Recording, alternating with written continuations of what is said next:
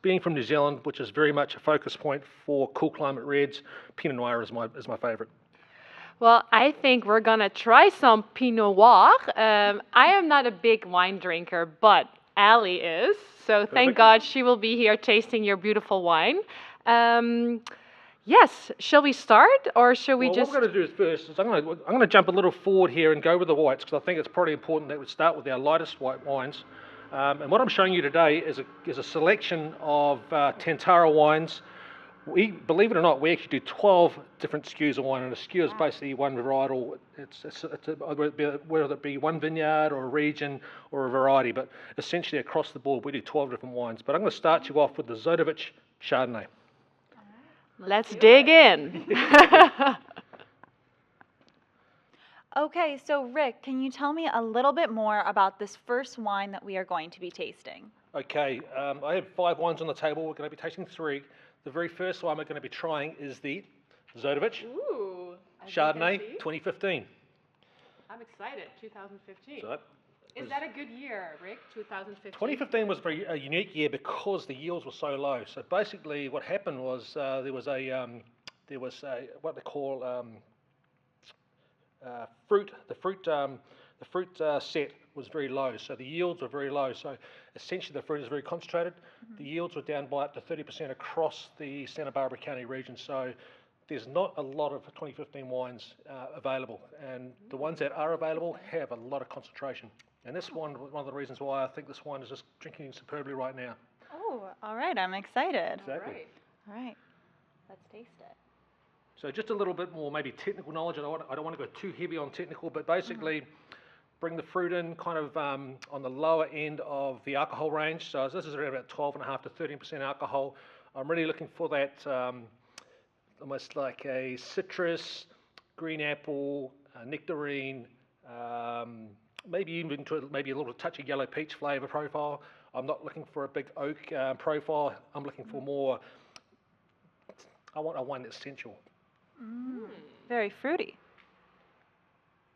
So maybe let's just have a little taste and see what we think. Yeah. And maybe you can tell our viewers, is there a special way to taste wine? Like, are there steps to it? Do you smell the wine first? Do you dig in? Or Give it a little swirl. Yeah, what is your I think the routine? I think the very first thing we want to do is make sure I usually look for a colour. If this wine looked like beer, I'd know there's a problem. But what I'm looking at right now, I see this wine has a beautiful green tinge. It's very, very clear. It hasn't developed any yellow tones. It's definitely showing its youthfulness. The second thing I do is I'm smelling the wine.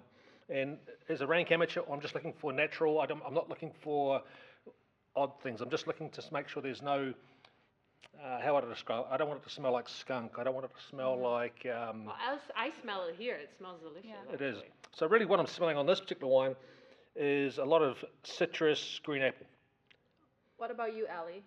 It does smell very citrusy. Let me give it a taste so I can give it a full.